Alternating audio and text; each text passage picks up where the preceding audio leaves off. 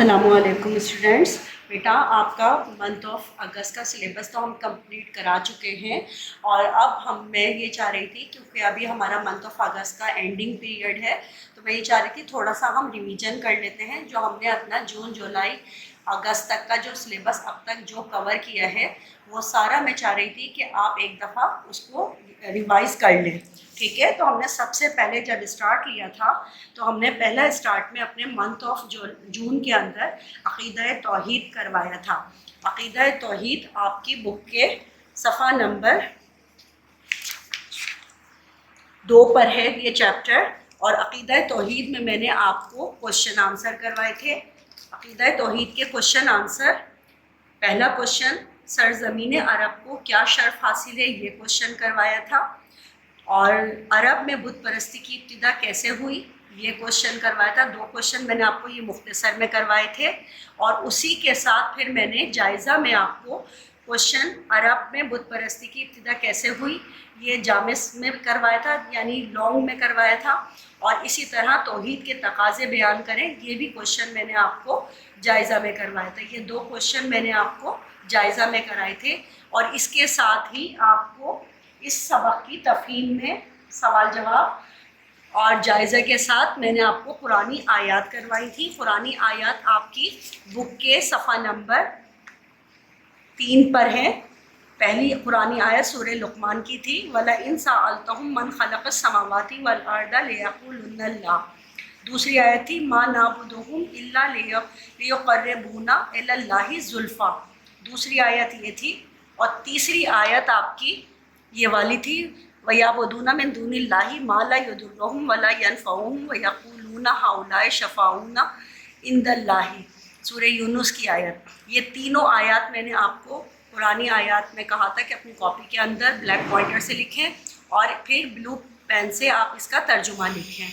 यहाँ तक करवाने के बाद आपका ये चैप्टर मुकम्मल हो गया था। इसके बाद मैंने आपको दूसरा सबक करवाया था, और दूसरे सबक के अंदर आपको सबक नंबर था आपका कुरान और सुन्नत, कुरान और साइंस कुरान और साइंस में मैंने आपको पूरा चैप्टर की बुलंदखानी कराने के बाद आपको इस चैप्टर के क्वेश्चन आंसर मैंने करवाए थे। और क्वेश्चन आंसर मैंने आपको जो करवाए थे, पहले तफ़हीम में बयानात को दुरुस्त करके नोटबुक में लिखवाए थे। पहला जुमला ये था, फ़रिश्ते अल्लाह की इबादत सबसे ज़्यादा करते हैं, इसी सलाहियत की बिना पर वो हैरत अंगेज़ कारनामे सर अंजाम देते हैं। तो मैंने आपको कहा था कि इसको दुरुस्त करके लिखिए, जी नहीं, इंसान में इल्म व शऊर की सलाहियत है और इसी सलाहियत की बिना पर वो हैरत अंगेज़ कारनामे सर अंजाम देते हैं। ये जुमला मैंने आपको सही करके करवाया था। इसी तरह दूसरा जुमला था, साइंस एक इल्हामी किताब है, तो मैंने आपको कहा था जी नहीं, साइंस का इल्म तहकीक पर मबनी है। फिर इसी तरह तीसरा जुमला ये था, साइंसदान जो मफरूज़ात और तहकीकात के नताइज पेश करते हैं वो क़तई और अटल होते हैं। तो इसके जवाब में मैंने आपको कहा था कि जी नहीं, वो वक्त के साथ साथ अपनी तहकीकात तब्दील कर देते हैं और वो अटल नहीं होते। इसी तरह ये चौथा जुमला था कि पुराने ज़माने ही से इंसान को मालूम था कि सूरज साकिन नहीं बल्कि मुतहर्रिक है। तो मैंने जवाब में आपको कहा था कि जी नहीं, पहले उनके ख्याल में सूरज साकिन था, मगर बाद में उन्होंने इसकी तरदीद कर दी और कहा कि सूरज मुतहर्रिक है। ये आपकी तफ़हीम में आपके दुरुस्त बयानात करवाए मैंने, जो जुमले गलत थे उनको सही करके लिखवाया था। फिर मैंने आपको जायज़ा में सवाल करवाया था कि इंसान को किस बिना पर मुनफरिद मुकाम हासिल है, पहला सवाल ये था। दूसरा सवाल में मैंने आपको करवाया था कि साइंस और वही में क्या फ़र्क है, वजाहत करें, ये दूसरा सवाल था। तो 2 सवाल आपके ये इस चैप्टर के थे। इसके बाद तीसरा चैप्टर मैंने खुल्क़े अज़ीम आपको करवाया था, और खुल्क़े अज़ीम में पहले बुलंदखानी करवाई थी, और फिर उसके बाद मैंने आपको सरगर्मी में मुख्तसर सवालात के जवाबात लिखवाए थे। मुख्तसर सवालात में मैंने सवाल नंबर 1, अबू लहब नबी करीम सल्लल्लाहु अलैहि वसल्लम को किस तरह से तंग करता था, ये क्वेश्चन था। दूसरा सवाल, उम्मे जमील कौन थी और उसके बुरे सलूक के नतीजे में हुजूर सल्लल्लाहु अलैहि वसल्लम का रवैया कैसा होता था, ये वाला सवाल था। ठीक है, इसके साथ तीसरा सवाल, फ़तह मक्का के बाद रसूलुल्लाह सल्लल्लाहु अलैहि वसल्लम ने कुरैश मक्का को जवाब में क्या कहा, ये सवाल था आपका। ٹھیک ہے، یہ سوال آپ کے کمپلیٹ ہو گئے. اس کے بعد جو خالی جگہیں ہیں اس چیپٹر کی وہ آپ کو میں نے مکمل کرائی تھی، اور اسی کے جائزہ میں نے آپ کو کوشچن کروایا تھا کہ قریش مکہ کا حضور اکرم کے ساتھ سلوک کیسا تھا، اور کوشچن نمبر 3 کروایا تھا کہ آپ صلی اللہ علیہ وسلم کے اخلاق حسنہ پر 10 سطریں لکھیں. یہ آپ کا لانگ میں کوشچن تھے، دونوں کوشچن آپ کے لانگ کے تھے.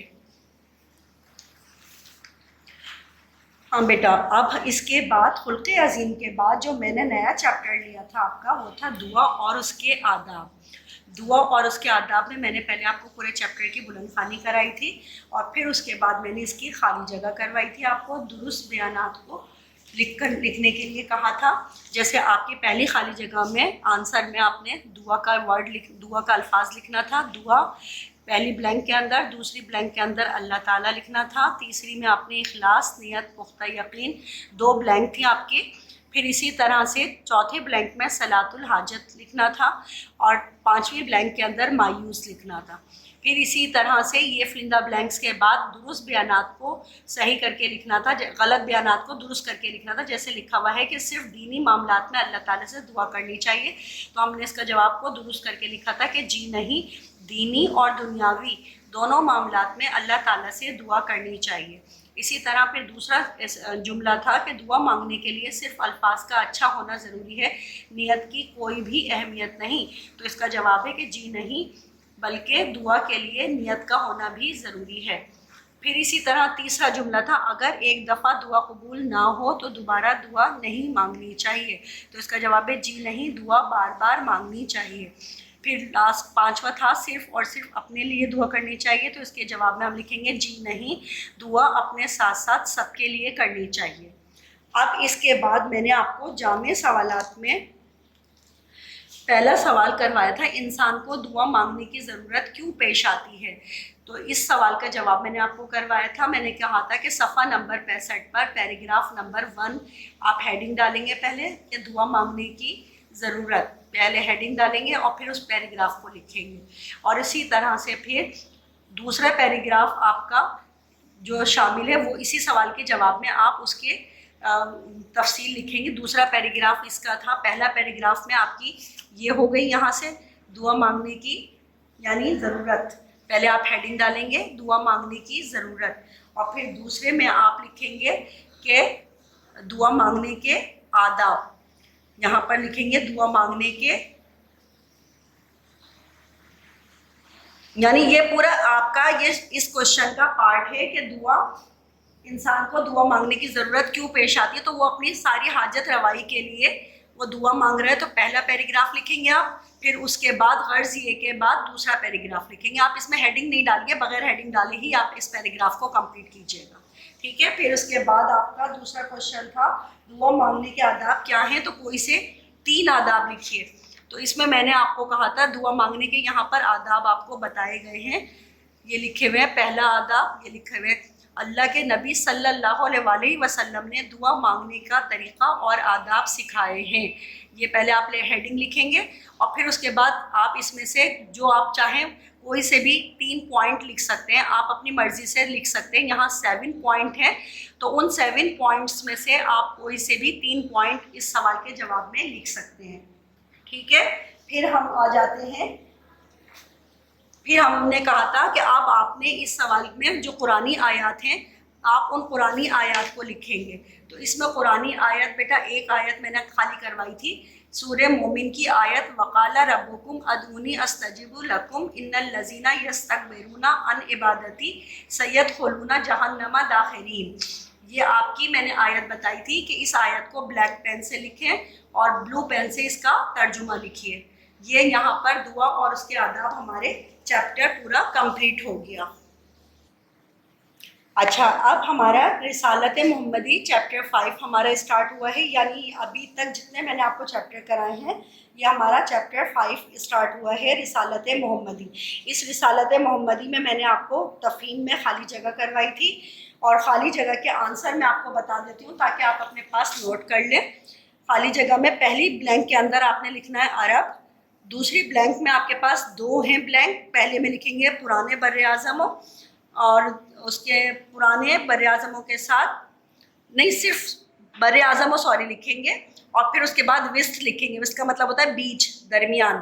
اسی طرح سے آپ نے دو بلینک آپ کی نمبر 3 کے اندر بھی ہے. تیسری خالی جگہ میں دو بلینک ہے. پہلی میں امام لکھیں گے، دوسرے میں پیشوا لکھیں گے. چوتھی بلینک میں بھی آپ کی دو بلینک ہے. پہلے میں لکھیں گے سچے اور دوسرے میں لکھیں گے انسانیت. اسی طرح پانچویں بلینک میں بھی دو بلینک ہے. پہلی میں لکھیں گے اکتفا اور دوسری میں لکھیں گے عمل. اب اس کے بعد میں نے آپ کو کوشچن آنسر کروائے تھے لانگ میں. پہلا کوشچن تھا نبی اکرم صلی اللہ علیہ وآلہ وسلم کی عالمگیر رسالت کی چند خصوصیات تحریر کریں. تو اس کے جواب میں نے آپ کو صفحہ نمبر 7 پر پیراگراف نمبر 1، صفحہ نمبر 7 کا پیراگراف نمبر 1 یہاں سے شروع کروایا تھا آپ کو. اور آپ سے میں نے کہا تھا کہ آپ اس کی پہلی لائن سے لے کے 4 لائنیں لکھیں گے. صفحہ نمبر 7 کی پہلی سے 4 لائنیں، 1 2 3 4 آپ یہاں تک لکھیں گے. پھر اس کے بعد یہ اس کی خصوصیات آ گئی ہیں، آپ ان کی خصوصیات کی ہیڈنگ ڈالیں گے. یہ ہیڈنگ ڈالنے کے بعد پھر آپ اس کی 4 لائنیں لکھیں گے، 1 2 3 اور 4. کوئی سی بھی 4 لائنیں آپ اس کی یہاں تک کی لکھ سکتے ہیں. یہاں تک کر لیجیے اس کو، ٹھیک ہے. یہ آپ کے 4 پوائنٹ خصوصیات والے ہو گئے تھے.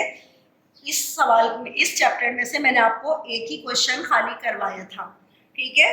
پھر آپ کا میں نے کروایا تھا، اچھا اسی آیت، اس لیسن میں سے میں نے آپ کو قرآنی آیت بھی کروائی تھی. پہلی قرآنی آیت یہ تھی سورہ اعراف کی، قل یا ایھا الناس انی رسول اللہ الیکم جمیعا. یہ آپ نے بلیک پین سے لکھنا ہے، اس کا ترجمہ بلو سے لکھیں گے. آپ کہہ دیجئے لوگوں میں تم سب کی طرف اللہ کا رسول ہوں. یہ اس آیت کا ترجمہ آپ بلو پین سے لکھیں گے. پھر دوسری آیت وما ارسلناک الا کافۃ للناس بشیرا ونذیرا، سورہ سبا کی آیت نمبر 38. اس کو بھی آپ اپنی کاپی پر نوٹ ڈاؤن کریں گے. بلیک پین سے آپ لکھیں گے آیت اور بلو سے لکھیں گے اس کا ترجمہ. یہ دو آیات لکھنے کے بعد آپ کا، اور کوشچن کمپلیٹ کرنے کے بعد آپ کا یہ چیپٹر کمپلیٹ میں نے کرا دیا تھا. اس کے بعد آپ کا نیا چیپٹر شروع کروایا تھا میں نے، اخلاص و تقوی. اس کے بعد نیکسٹ ہمارا سبق تھا، سبق نمبر 6 تھا اخلاص و تقوی. اس میں نے آپ کو تفہیم کے اندر میں نے آپ کو خالی جگہ کروائی تھی. خالی جگہ میں آپ کو بتا دیتی ہوں، آپ لکھ لیجئے. خالی جگہ میں پہلے ہی خالی جگہ کے اندر آپ کو لکھوایا تھا خالص کرنا. دوسری میں 2 بلینک تھی. پہلی بلینک میں لکھنا تھا اللہ کی رضا اور خوشنودی.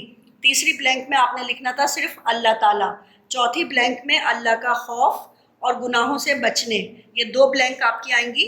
تو پہلی بلینک کے اندر لکھیں گے اللہ کا خوف اور دوسری بلینک میں لکھیں گے گناہوں سے بچنے. پھر 5ویں بلینک میں آپ نے لکھنا ہے دل. 6ٹھی بلینک میں آپ نے لکھنا ہے پرہیزگار اور بچنے. اسی کے ساتھ میں نے تفہیم میں آپ کی خالی جگہ بھی وہ صحیح اور غلط کے نشان لگوائے تھے.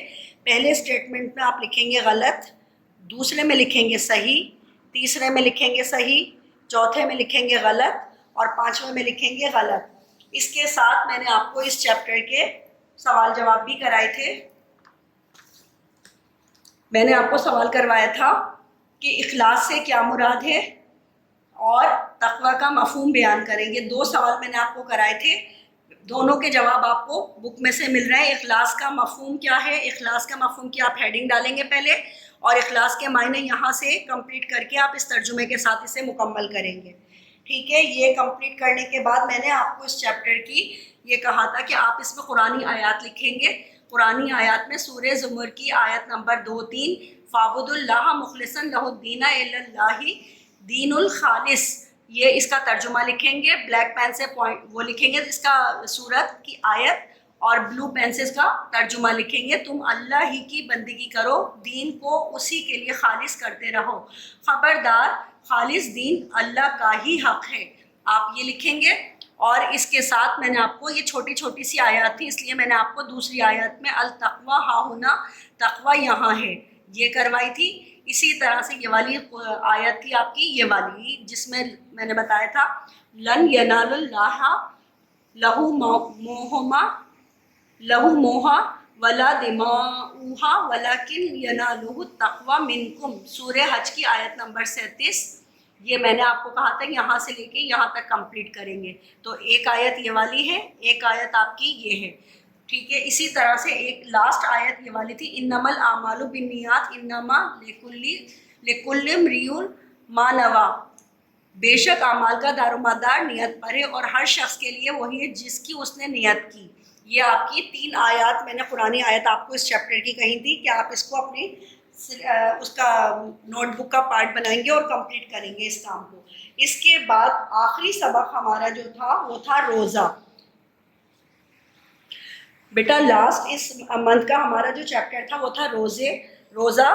اس روزہ میں نے آپ کو پہلے اس کی بلند خوانی کروائی تھی, معنی اور مفہوم کروائے تھے اس کے, اور اس چیپٹر کی جملے مکمل کروائے تھے. پہلے جملے میں نے آپ کو کہا تھا کہ جملے مکمل کرنے میں آپ اس طرح سے لکھیں گے. پہلا پوائنٹ ہے صوم کا لفظ استعمال ہوا ہے, پہلا جملے میں آپ یہ جملہ ایڈ کریں گے. دوسرے جملے میں آپ لکھیں گے رک جانے کے ہیں.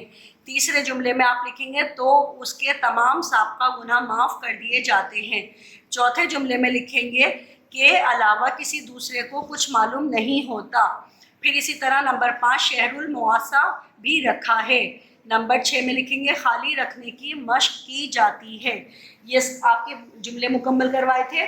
یہ جملے آپ کے جو کتاب کے اندر تفہیم میں کچھ جملے ادھورے لکھے ہوئے ہیں, انہیں آپ نے اس طرح سے کر کے مکمل کرنا ہے.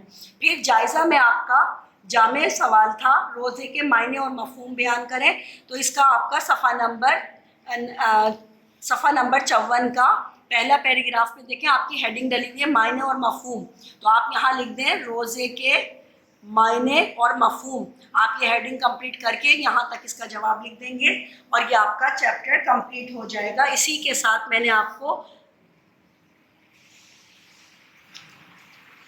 میں نے ماہ اگست میں آپ کو اسماء الجز یعنی قرآن کے سپاروں کے نام کروائے تھے. الف لام میم سیقول تلک رسول لن تنالوا والمحسنات لا یحب اللہ وإذ السمو ولو اننا قال الملأ واعلموا. یہ آپ کے 10 سپاروں کے نام بھی میں نے آپ کو کروائے تھے. اسے آپ اپنی کاپی پر نوٹ ڈاؤن کیجیے گا. اب یہاں تک آنے کے بعد میں نے آج آپ کا پورا ریویژن کمپلیٹ کروا دیا ہے. یہ ریویژن آپ کا ماہ جون سے لے کے اور ماہ اگست تک کا کمپلیٹ ہو چکا ہے. اب ہم انشاءاللہ تعالیٰ اپنے نئے جو ہمارا لیسن ہوگا اس میں ہم ماہ ستمبر سے اسٹارٹ کریں گے. اللہ حافظ, ٹیک کیئر.